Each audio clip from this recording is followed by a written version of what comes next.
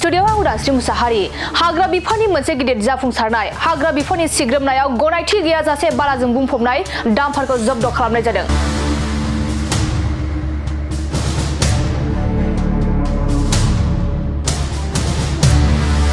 उदालगुरि जिल्ला हाग्रा बिफाननि DFO मुस्तफा आली आहमेदनि बिथोन बायदियै मासबाद ओनसोलारि हाग्रा मावख'नि हाग्रा बिबानगिरिफोरनि मोनसे हानजाया उदालगुरि जिल्लानि रौता ओनसोलाव गनायथि गैयाजासे डाम्पारनि थाखाय संदाननाय हाबाफारि लादों।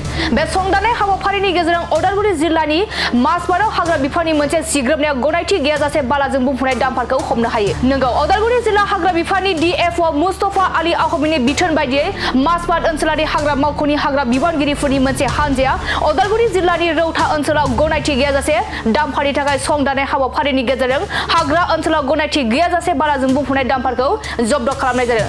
बे अपारेशननि गेजेरजों हाग्रा बिफाननि बिबानगिरिफोरा रौता स्टेशन रडनिफ्राय AS25FC2557 नम्बरनि गंसे 16 सेन्टिमिटार बालाजों बुंफबनाय डाम्पारखौ हमनो हायो। जब्द खालामनाय बालाजों बुंफबनाय डाम्पारखौ मासबाद ओनसोलारि हाग्रा मावख'आव लाबोनाय जादों होनना हाग्रा बिफाननि बिबानगिरिफोरा खौरांगिरिफोरनि सिगाङाव फोरमायदों आरो दासान्दि जब्द खालामनाय बालाजों बुंफबनाय डाम्पारखौ मासबाद ओनसोलारि हाग्रा मावख'आव दोननाय जादों होनना मिथिनो मोननाय जादों।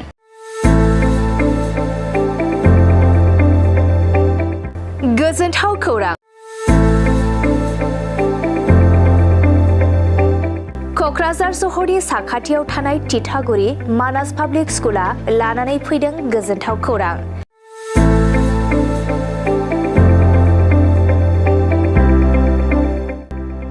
मानास पाब्लिक स्कुला गुन गोनां सोलोंथाइ बोसोरनि नार्सारिनिफ्राय थाखो 9 सिम फरायसा फरायसुलिफोरनि गोदानै 2026-27 मायथाइनि गोदानै मुं थिसननायनि खाबुफोर होगासिनो दं।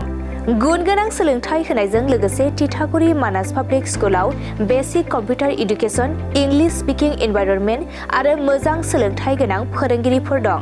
फरायसा फरायसुलिफोरनि थाखाय सोलोंथाइ लानायजों गोबां मोजां खाबुफोर दं, जेरै यगानि खाबु आरो हिन्जावसा आरो हौवासाफोरनि थानायनि थाखाय सेपारेट हस्टेलनिबो खाबुफोर दं।